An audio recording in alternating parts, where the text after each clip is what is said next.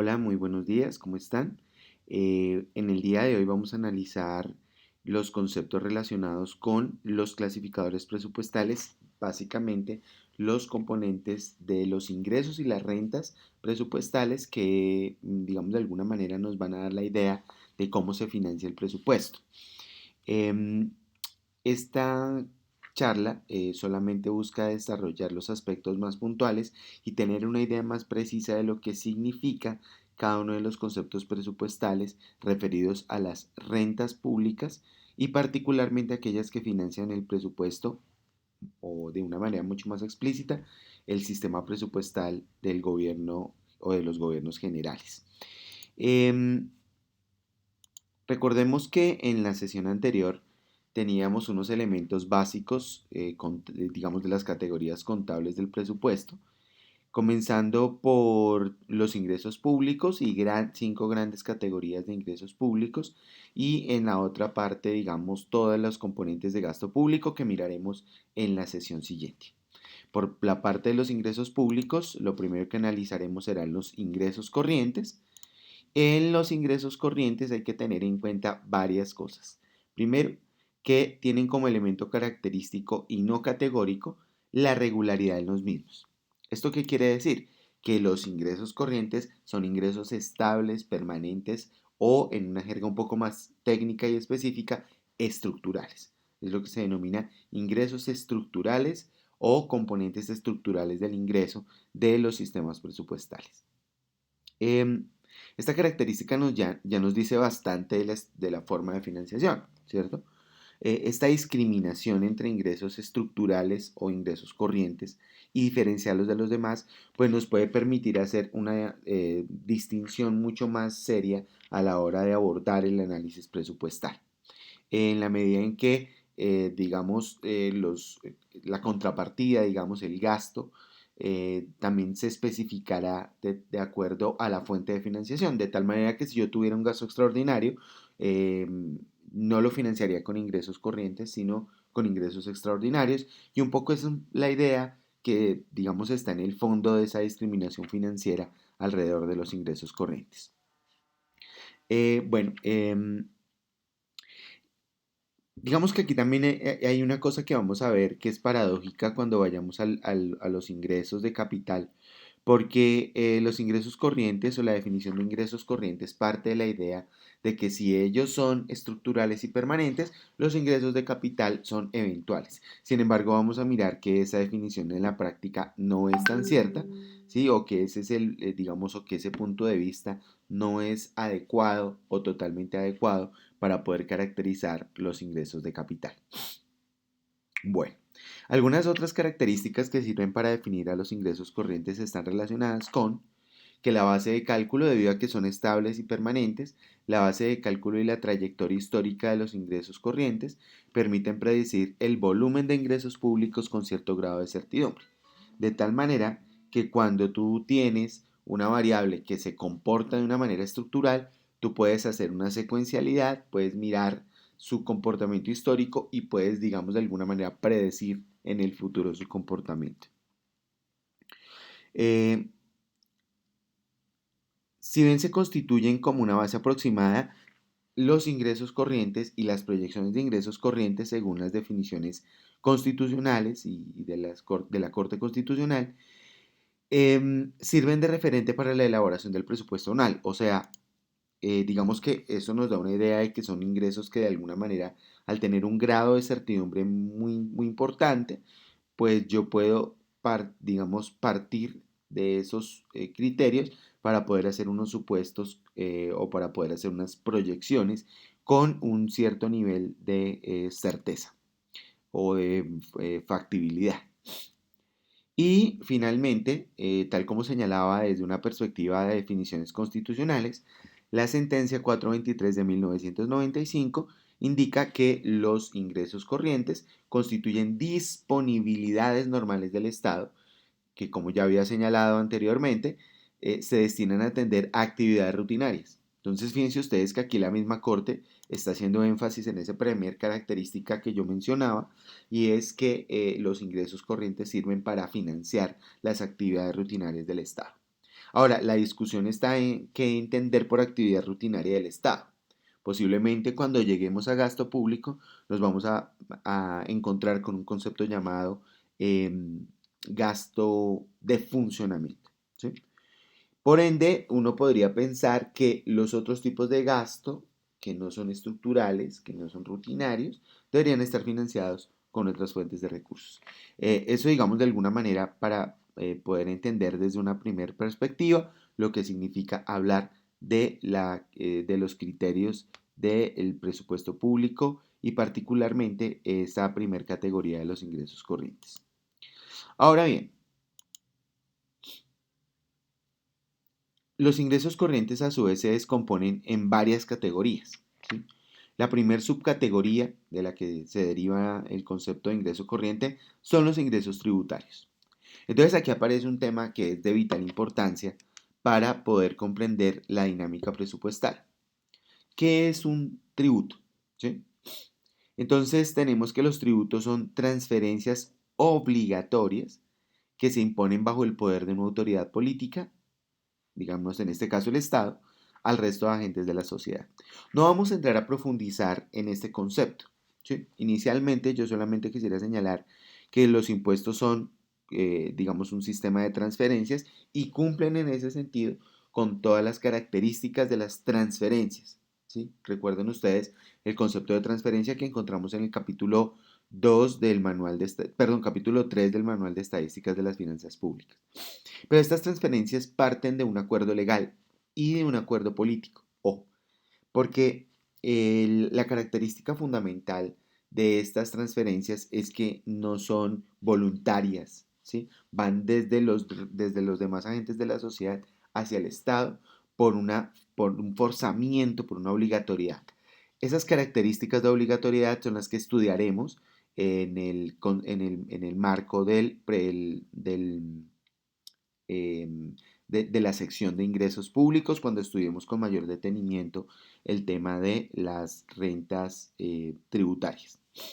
Ahora bien, esta definición implica al menos la descripción de tres tipos de fenómenos tributarios, porque cuando hablamos de tributos hablamos de un concepto muy amplio que implica tres definiciones más específicas. La primera, el concepto de impuesto, la segunda, el concepto de tasa y la tercera, el concepto de contribución. Entonces, sobre eso, pues digamos que acabamos a abordar la caracterización, señalando que los impuestos tienen por característica general que se recaudan, disculpe un poco la reiteración, se recaudan de manera general entre la población y se redistribuyen vía gasto público. Es decir, que el beneficio, y esta es la definición clave que quiero señalar acá, que se obtiene de su pago es indirecta. ¿Sí? El contribuyente paga impuestos, estos impuestos van a un fondo general donde sirven para financiar el presupuesto público y las distintas partidas de gasto público que se deriven de ahí, de tal manera que el contribuyente no recibe un beneficio directo de el pago de los impuestos, ¿no? Es como la característica central del concepto del impuesto. Ahora bien, las tasas, por diferencia las tasas son tributos o sistemas de tributos que otorgan un beneficio indirecto a quien las paga. Usualmente pagamos tasas por el consumo de un bien o servicio, ¿cierto? Eso no quiere decir que, digamos, sea un precio público, sino que el consumo de un determinado producto, bien o servicio público, ¿sí? Se graba con una tasa para financiar una actividad que está parcialmente relacionada con el consumo de ese bien o servicio. Em, por eso ese beneficio usualmente se expresa como un bien que usan de manera general, más no exclusiva, quienes pagan la tasa. El contribuyente paga una tasa que va a un fondo especial de recaudo, fíjense que ya no es un fondo general, ese fondo especial de recaudo sirve para financiar a la entidad productora del bien compensado, ¿sí? del bien que se entrega a cambio de esa tasa, y el contribuyente recibe ese bien o servicio. Un ejemplo muy puntual y particular de una tasa es la sobretasa a la gasolina. Cuando tanqueamos un carro o una moto con gasolina, pagamos un sobreprecio, un sobrevalor. Y ese sobreprecio, que es una tasa, ¿sí? Que no la vemos porque nosotros nos muestran es solamente el precio final, pero no nos discriminan cuánto pagamos en sobretasa la gasolina, se va a un fondo especial en los niveles de gobierno nacional, departamental o municipal, el cual se utiliza para el mejoramiento de vías. De tal manera que pagamos gasolina un poco más cara con el objetivo de tener vías arregladas o tener vías en carreteras en un adecuado nivel de utilización. Y eso es un poco la característica de las tasas. Cuando ustedes ven una sobretasa o una tasa, siempre va a tener esa característica. Y en la vida cotidiana, pues lo que tenemos es un montón enorme de tasas y de sobretasas que a veces, muchas veces se nos pasan por alto. Bueno, también será un tema que estudiemos con un poquito más de detalle, más empírico, más estadístico, cuando lleguemos a la parte de ingresos públicos. Ahora bien, los ingresos tributarios tienen una tercera categoría que son las contribuciones. Las contribuciones se caracterizan por ser sistemas tributarios que otorgan un beneficio directo a quienes las pagan. ¿Sí? En la práctica lo que hace esto es simular una transacción por un bien o servicio, pero tiene una característica, sin importar el aporte, es decir, sin importar la contribución que usted haga. La característica de los sistemas contributivos es que todos disfrutan del mismo tipo y calidad de bien. ¿Sí? Usualmente se utilizan para financiar los sistemas de seguridad social. Esa es una característica que es fundamental cuando hablamos de los ingresos por contribuciones. Los ingresos por contribuciones se parecen mucho a lo que coloquialmente denominamos una vaca, ¿sí? Recuerden que seguramente todos hemos hecho una vaca en la vida. Vaca es un sistema colaborativo de financiamiento para comprar una cosa que un colectivo desea. Sin embargo, en la vaca no hay una regla predeterminada sobre cuánto debe aportar cada quien. Bueno, a veces sí.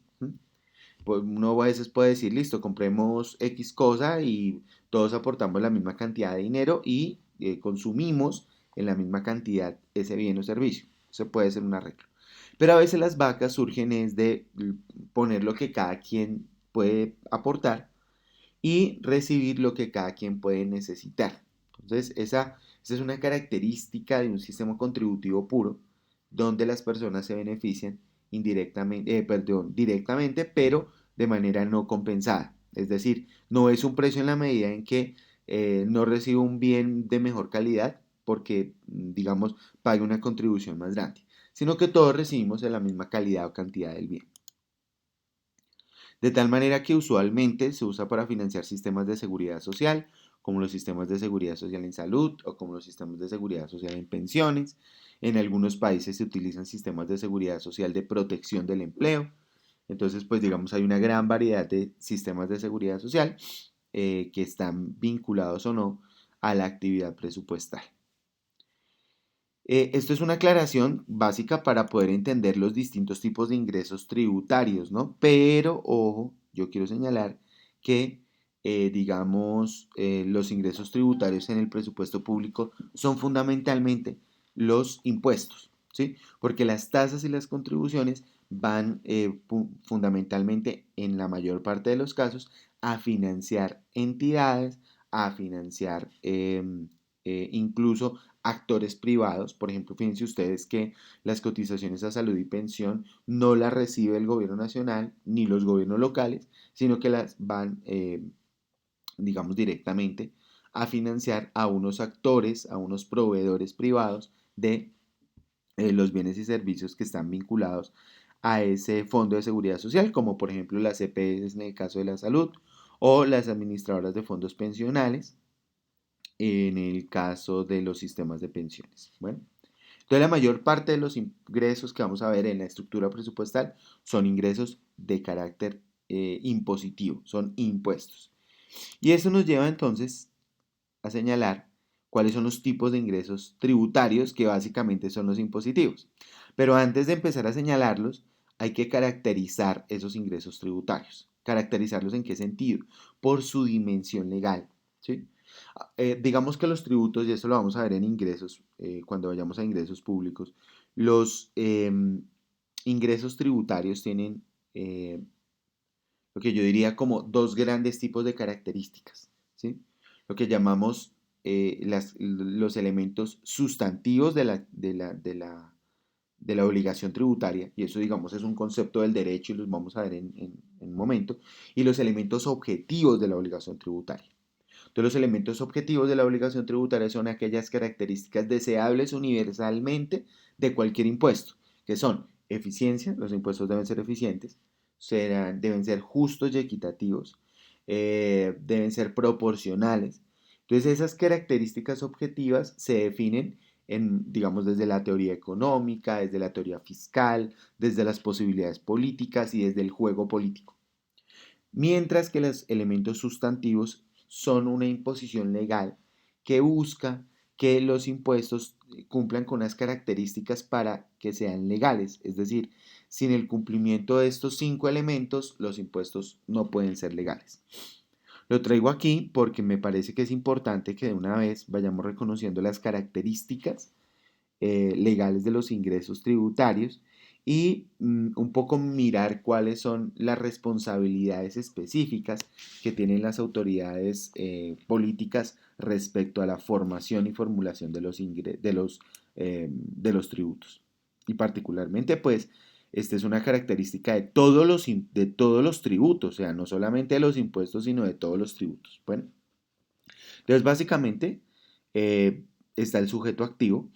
El sujeto activo es la unidad institucional que es la acreedora de la prestación pecuniaria que se deriva de la realización del hecho generador del tributo, o en otras palabras, el dueño del impuesto, el que recauda el impuesto, el titular del impuesto. Para ponerlo en palabras un poco más sencillas, digamos, no en una jerga legal como tan técnica. En segundo lugar está el sujeto pasivo, que es aquel a quien se le atribuye la realización del hecho impositivo de la obligación tributaria, en otras palabras, el que paga. Luego viene el hecho generador, que aquí, perdón, yo confundí un poquito los términos aquí de la presentación. El hecho generador, que es la situación de hecho que la ley establece de manera abstracta como susceptible de generar obligación tributaria. Entonces, digamos que en la definición del hecho generador, pues lo que se definen son posibilidades, abstracciones, hechos económicos que podrían ser o podrían ocurrir, ¿sí? Y por ende, cuando ocurren, se genera el impuesto. Digamos, el presupuesto fáctico va después del presupuesto abstracto. Digamos, eso es derecho, ¿sí? Pero lo que yo podría decir de una manera más explicativa es que el hecho generador es la actividad humana que genera un gravamen o sobre la cual se va a impulsar un gravamen. Y ojo, digo actividad humana, porque hemos pensado usualmente que los hechos generadores de los impuestos son relativamente cercanos a lo que llamamos en contabilidad los hechos económicos, ¿sí? Es decir, que están solo en el mundo de la economía, en el mundo de las transacciones económicas, posiblemente muchos incluso puedan entender que están en el mundo del mercado, ¿no? Pero eso, digamos, de más adelante lo vamos a ver un poquito más amplio porque la tributación, ojo, pues si bien es un hecho económico, claro, es obvio, ¿sí? Es una transferencia pecuniaria, es una transferencia en dinero que el Estado le exige a los demás miembros de la sociedad o a los demás sectores de la sociedad, pues también es cierto que los impuestos no solamente funcionan en términos de recaudación o de financiación, sino que tienen otras características, otras posibilidades. Una de ellas es que los impuestos también sirven para redistribuir la riqueza y el ingreso.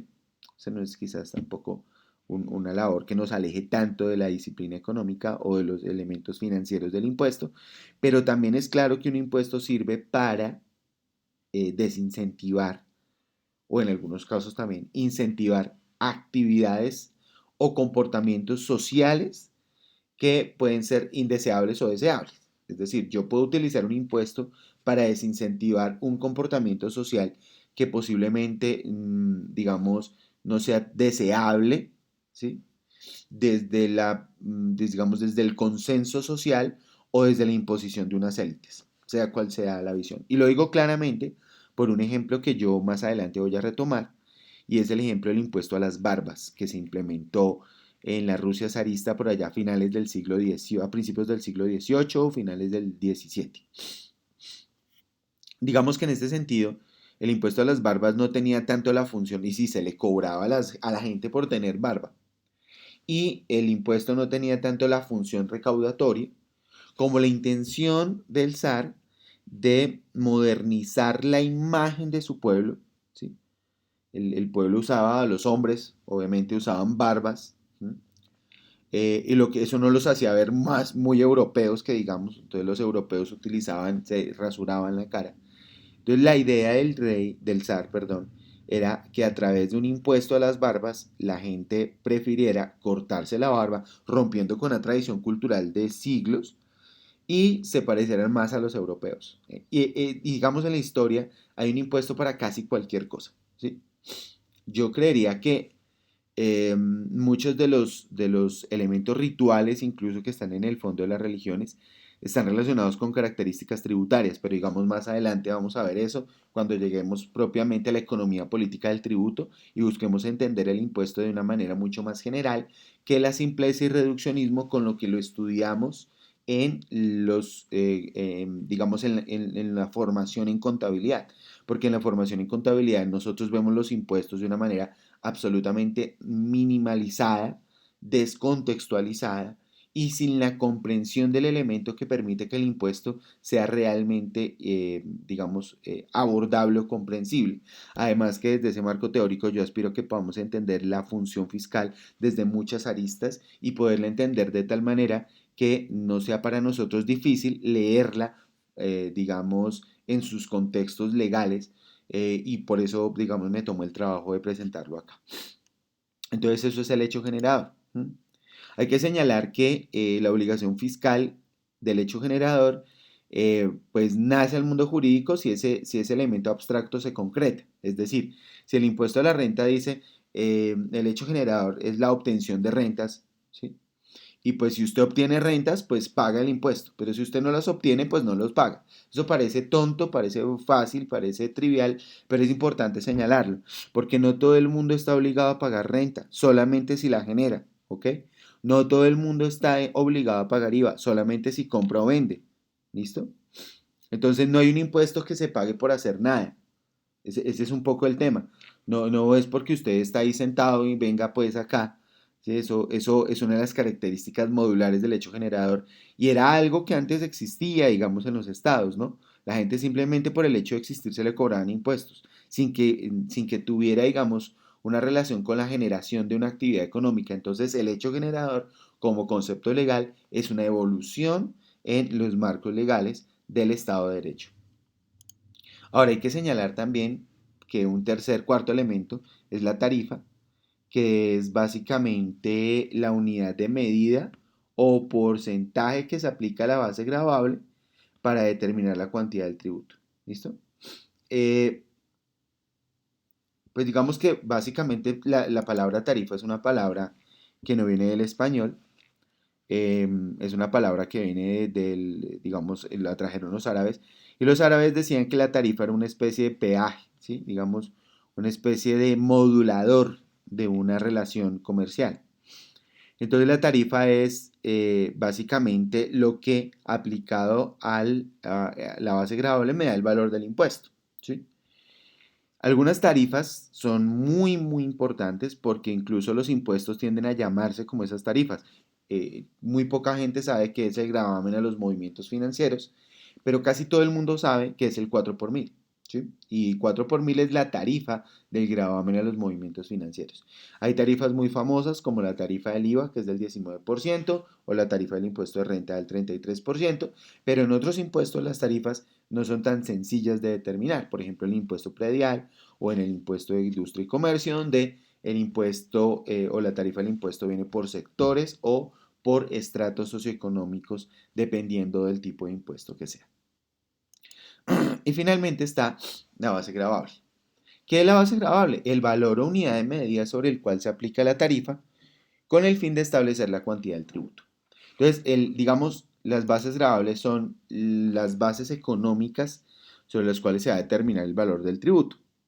Algunas bases gravables en la estructura tributaria en Colombia son supremamente sencillas. La del impuesto al valor agregado o la del impuesto al consumo es el valor, ¿sí? El precio de venta o de compra del bien. Entonces, digamos, eso no tiene mayor discusión. Pero hay impuestos que son supremamente complejos a la hora de determinar sus bases gravables y entre los complejos está el impuesto de renta. ¿Sí? El impuesto de renta es un impuesto complejo. ¿Por qué es un impuesto complejo? Porque es un impuesto que básicamente tiene la característica de establecer un concepto teórico de renta. ¿Sí? Empecemos a entender la renta como una utilidad de carácter tributario. Entonces tiene unos ingresos, tiene unos costos, tiene unos gastos, ¿sí? Pero no es la determinación de la utilidad contable, sino la determinación de una utilidad teórica tributaria. Entonces los contextos y los elementos que confluyen en la determinación de la renta son muy complejos, ¿no? Y en Colombia lo son mucho más. En Colombia lo son mucho más. Digamos que un modelo muy simplificado podría ser que la renta contable, o que, perdón, que la utilidad contable se tomara como la renta tributaria. ¿Sí? Entonces, ingresos, costos, gastos, pare de contar. Pero en Colombia eso no funciona así. En Colombia quizás, y por eso digamos nuestros cursos de tributaria suelen ser tan densos, suelen ser tan cargados, suelen ser tan, eh, digámoslo de alguna manera, como tan complicados en la medida en que las rentas son supremamente difíciles de estimar. Y hay otro tipo de impuestos que son, pues digamos de alguna manera, relativamente difíciles de estimar. Los impuestos al patrimonio, por ejemplo, sus bases grabables también pueden ser fluctuantes. Pero básicamente, digamos, ese es el concepto de base gravable con el que quería un poco contemporizar esta primera aproximación, esta primera descripción de los elementos de los ingresos corrientes. Ahora bien, una vez hecha esa introducción muy elemental, muy básica para la comprensión de los tributos y de lo que significan, y particularmente sus características, sus tipologías y sus elementos sustantivos desde una perspectiva legal, ahora sí miramos en la caracterización eh, presupuestal, la clasificación de los impuestos. Entonces, fíjense ustedes que de los ingresos tributarios, la subcategoría de los inicial está en diferenciar impuestos directos de indirectos. ¿Qué es un impuesto directo? Pues un impuesto directo es aquel que grava de manera directa el ingreso o el patrimonio de los contribuyentes, en general la propiedad del contribuyente, como el impuesto a la renta, el impuesto al patrimonio o el impuesto de industria y comercio. Mientras que los indirectos gravan indirectamente, como su nombre lo indica, a los contribuyentes a través de su propensión al consumo de determinados bienes y servicios. Entonces, básicamente lo que graban los impuestos indirectos son el consumo de determinados bienes o servicios. Entonces tenemos el IVA que grava la compra y venta de los bienes grabados, el gravamen de los movimientos financieros que graban directamente las transacciones financieras. Uno podría decir que los impuestos indirectos realmente graban son las transacciones. Eh, y esa, digamos, de alguna manera es la característica fundamental. Aquí sobre esto la teoría económica seguramente, y muchos de ustedes han escuchado, que los impuestos indirectos son progresivos y los impuestos indirectos son regresivos. Y atan la palabra progresividad directamente a la categoría de impuestos directos y la palabra regresividad a la categoría de los impuestos indirectos. Y eso es un error conceptual gigantesco que yo les pido de entrada eviten. ¿Por qué? Porque lo que hace regresivo o progresivo un impuesto son los elementos y la forma en que se definen más bien los elementos sustantivos de la obligación tributaria. ¿Sí? De tal manera que yo puedo tener un impuesto indirecto progresivo y yo puedo tener un impuesto directo muy poco progresivo. Ahora, que sea eficiente, ¿sí? Es otra cosa. Que sea fácil de recaudar es otra cosa. Porque posiblemente los impuestos tienen, en el fondo, hay un debate que siempre ha estado en la teoría económica sobre el trade-off entre eficiencia y equidad. Y entonces aquí se lo repiten a uno desde la ortodoxia. Es decir, si un impuesto es equitativo, no puede ser eficiente y viceversa. Eso se llama el trade-off eficiencia-equidad. Y pues eso depende mucho del diseño del impuesto, de la forma en que el diseño del impuesto se haga. Y cuando yo digo diseño, quiere decir que hay unos arquitectos solamente diseñando impuestos, unos tecnócratas que diseñen unos impuestos óptimos, que cumplan muchas condiciones de restricción de manera simultánea, ¿no? Que sea equitativo, que sea eficiente, que sea eficaz, que sea justo. y lo definen a través de los elementos sustantivos, sino que el diseño es político. Ya puede haber una base conceptual, una base teórica en el impuesto, pero el impuesto ante todo es un elemento que está diseñado desde las particularidades del juego político, ¿no? Entonces usted puede tener un muy buen impuesto, muy bien diseñado, pero si políticamente eso no es viable, pues nada, ¿no? ¿Y qué significa que sea políticamente viable? Pues justamente que el resultado de la tensión fiscal es el escenario de la representación política. Mejor dicho, ¿a quién elige usted al Congreso de la República? ¿Mm? Bueno, pero eso hablaremos cuando vayamos a ingresos públicos. Ahora, dentro de esas son las categorías de los ingresos tributarios. Luego viene otra categoría que son los ingresos no tributarios. ¿Listo? Que son aquellos mmm, percibidos por unidades de gobierno diferentes a impuestos. Entonces, digamos, eso no tiene mayor secreto. Esos ingresos, algunos de ellos no se usan en la financiación del presupuesto público y pueden destinarse a propósitos específicos de política pública que no están en el marco de los presupuestos. Entonces ya se imaginarán que aquí aparecerán las tasas y las contribuciones y en efecto, cuando vamos a los ingresos no tributarios, tenemos contribuciones a fondos de seguridad social, como los de salud y de pensión, o a fondos especiales, como el creado durante la pandemia, el Fondo para la Mitigación de Emergencias. Están dentro de los ingresos no tributarios las tasas y los derechos administrativos, como los peajes, las sobretasas a la gasolina, entre otros elementos. Están las multas, las sanciones y los intereses. Están los derechos económicos por el uso de recursos naturales no renovables, como las regalías. Las regalías no constituyen un ingreso tributario, hay que tenerlo en cuenta. Están la venta de bienes y de servicios por parte de las unidades de gobierno y están las transferencias corrientes percibidas como las donaciones. Entonces esta es un poco una categoría ya muy diversa, muy amplia, ¿no? Que de tipologías de ingreso, pues que ya si bien son importantes dentro de los ingresos corrientes, pues no suelen ser la principal fuente de financiación. Por ejemplo, el Estado difícilmente podría vivir, o el gobierno difícilmente podría vivir de donaciones percibidas. Digamos, ahí es un debate o es un debate, no es una categorización que nos permite mirar la prioridad de las fuentes de financiación. Bien, ahora pasemos a un segundo, a la segunda categoría de los de ingresos o de los recursos, de los ingresos públicos, que son los recursos de capital.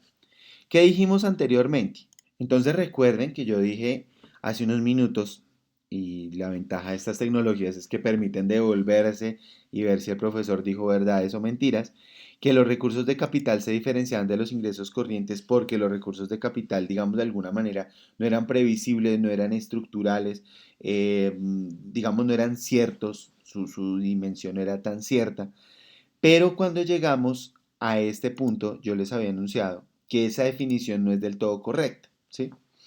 Porque si bien los recursos de capital entran a las arcas públicas de manera esporádica y su cuantía es indeterminada, y lo cual hace difícil asegurar su continuidad durante amplios periodos presupuestales, pues vamos a encontrar cuando definamos las categorías específicas que eso no es tan cierto, ¿sí?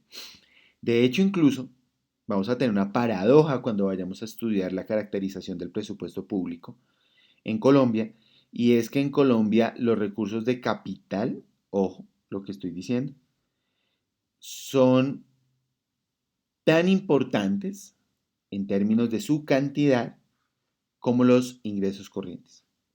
Entonces, esto pues ya pone un problema en el presupuesto público, ¿no? Si los recursos que teóricamente, ¿sí?, son inciertos, son una fuente importantísima de financiación del presupuesto, pues lo que estamos diciendo básicamente es que la financiación del presupuesto se enfrenta a unos altísimos niveles de incertidumbre. Y eso lo hemos convertido en una práctica presupuestal, pero eso lo vamos a ver en la clase siguiente cuando analicemos la estructura del presupuesto público en Colombia.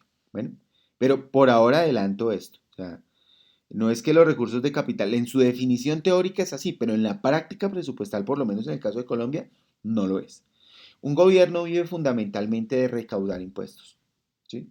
Si un gobierno vive de otras fuentes de recursos, y particularmente si esas fuentes de recursos son recursos de capital, pues lo que pasa es que sí tenemos unos problemas allí bastante complicados.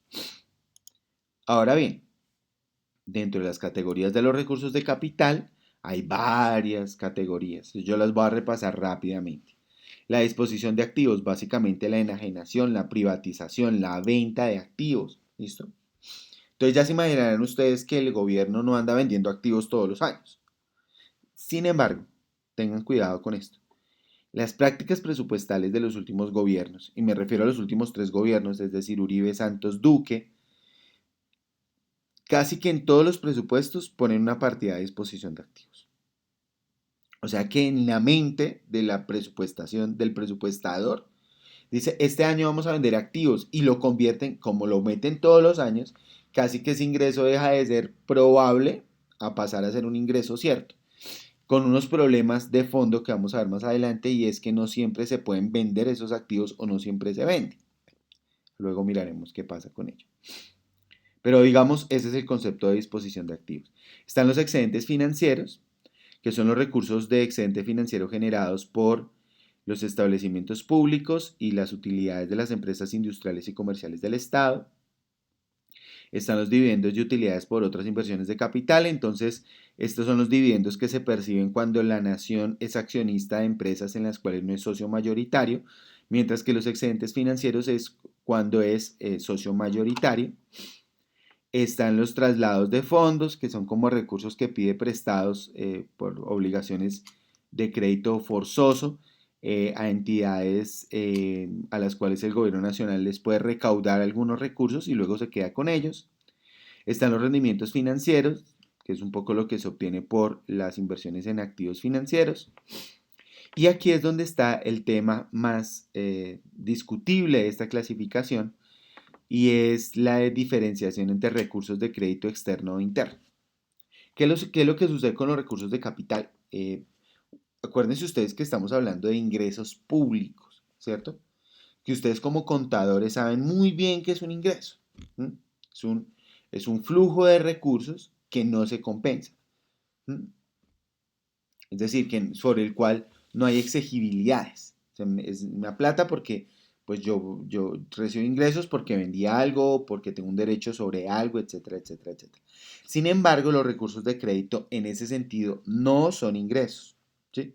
Son ingresos en la medida desde la perspectiva de caja porque entraron a la caja, pero desde una perspectiva de causación no son ingresos. Una empresa no podría contabilizar el crédito que le dan como un ingreso. Yo no puedo decir que me prestaron ayer 100 pesos y ahora tengo 100 pesos más de ingresos. No, lo que tengo es una deuda. ¿Listo? Un recurso de caja, pero compensado contra una deuda. Entonces, esta caracterización de los recursos de crédito como ingresos públicos, pues a mi juicio, a mi humilde juicio, está mal estructurada. Sin embargo, ahí están, ahí aparece. ¿Mm? Y están diferenciados entre recursos de crédito externo, que son aquellos que se realizan o se obtienen de operaciones de crédito realizadas con agentes residentes fuera del país. Y hay que entender que esas operaciones se realizan pues en divisas, usualmente en dólares. Hay que entender el contrato o operación de crédito público como todo acto o contrato que tenga por objeto dotar a la entidad estatal de recursos, bienes o servicios con pago para su plazo. Es decir, yo puedo tanto pedir plata prestada, recursos financieros, como, digamos de alguna manera, pedir bienes o servicios y que me los fíen. Ese es un poco como el concepto de recurso de crédito externo.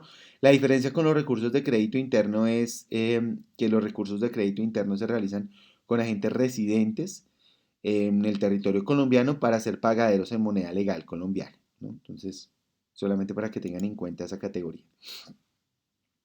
Luego vienen las transferencias de capital, ¿sí? Que son ingresos que realiza una unidad o un órgano del presupuesto para la adquisición de un bien o el pago de un pasivo. La recuperación de cartera, o sea, cuando el gobierno tiene algún nivel de préstamos y recupera esos préstamos. No es una actividad muy importante en el gobierno.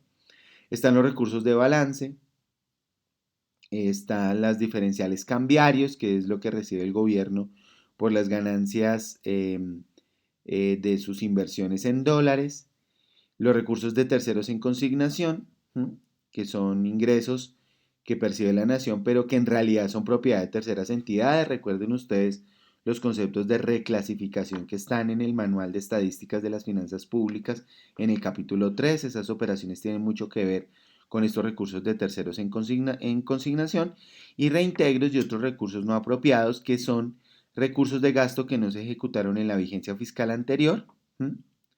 Eh, o que fueron ejecutados, pero que por una decisión judicial o administrativa deben ser devueltos a la nación por no haber causado beneficio a la misma.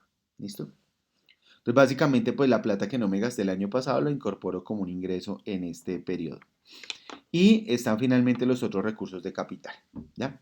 Entonces, esta categoría que puede ser, pues digamos, de alguna manera inicialmente muy amplia, pues tiene muchos tipos de fenómenos, muchos tipos de fenómenos financieros, pero como señalé, la principal preocupación está en el registro del crédito público como ingreso, que no lo es, y en algunas prácticas presupuestales que, como ya señalé, tienen al presupuesto público financiándose de una gran cantidad de recursos de capital, digamos, partiendo de que los recursos de capital no son ciertos, no son estables, pues lo que pasa es que la financiación del presupuesto va a tener unos enormes, unos altísimos niveles de incertidumbre. Luego, digamos un poco ya para terminar esta caracterización, tenemos los recursos de contribuciones para fiscales. ¿Cómo entender las contribuciones para fiscales? Las contribuciones para fiscales, como lo había señalado anteriormente, pues son parte de los tributos. En términos más específicos, son gravámenes establecidos con carácter obligatorio que afectan a un determinado y único grupo social y económico. O sea, aquí ya el gravamen no es general, sino a grupos específicos de la sociedad. Y esos recaudos se utilizan para beneficiar a los miembros de ese grupo, es decir, a ese sector de la sociedad. ¿Sí? Entonces se recaudan en un sector y benefician directamente a quienes aportaron a su recaudación, como yo ya lo había señalado. Estos recursos no ingresan al arca común del Estado, ¿sí? Dado que su destinación es sectorial y se revierte en beneficio del sector, yo no los puedo programar presupuestalmente para que financien el gasto público, pero sí los puedo programar fiscalmente para que financien alguna de las entidades que está vinculada al presupuesto público y que oferta los bienes y servicios que se ofrecen como retribución a esa contribución. ¿Sí? Entonces, por ejemplo, el SENA. ¿Sí? El SENA es una entidad del gobierno que se financia por dos lados. Uno, con recursos del presupuesto público. Por eso aparece en la clasificación presupuestal. Y dos, con una renta para fiscal. Entonces tiene un ingreso propio que le ha sido asignado por ley. Las rentas para fiscales entran como ingresos propios de las entidades y complementan entonces los recursos que reciben del presupuesto. Entonces aquí doy también algunos ejemplos, SENA y CDF, de los aportes a la nómina se financian el SENA y el ICBF. Y, por ejemplo, en el caso de la Escuela Superior de Administración Pública, también existe una renta para fiscal que se cobra a las nóminas estatales y que beneficia a los recursos o va directamente a las arcas de la ESAP, ¿no? Luego vienen los fondos especiales, pues digamos que los fondos son figuras financieras que emplean las organizaciones públicas, no de manera exclusiva, obviamente, ¿no? Las entidades privadas pueden recurrir a fondos. Pero digamos la característica es que esos fondos son destinados a administrar recursos específicos para un programa de política pública muy particular. ¿Listo? Y hay una gran diversidad de tipos de fondos. Por ejemplo, los hay con y sin personería jurídica, es decir, de los que simplemente son fondos cuenta o de los que son fondos que se administran y se gestionan por parte de una estructura gerencial. Hay algunos que son transitorios como el FOME o algunos que son permanentes como por ejemplo los fondos de seguridad social en salud. Pueden ser institucionales o de política, es decir, pueden estar vinculados a una entidad de gobierno o pueden ser vinculados a un programa de política. Pueden ser autónomos o dependientes. Y algunos de ellos no se incluyen en la dimensión presupuestal, como por ejemplo los fondos de seguridad social en pensiones o en salud, que están por fuera del sistema presupuestal en Colombia. De tal manera que los recursos que se recaudan por salud o pensión, pues no hacen parte de la figura presupuestal. No financian al gobierno, sino financian las prestaciones específicas en materia de salud y de pensiones. Bueno, aquí terminamos esta primer charla sobre la presentación de los clasificadores de ingresos. En la próxima charla veremos los clasificadores de gasto público y sus características para terminar esta presentación sobre clasificadores presupuestales. Que tengan un muy buen día, tarde o noche. Bye bye.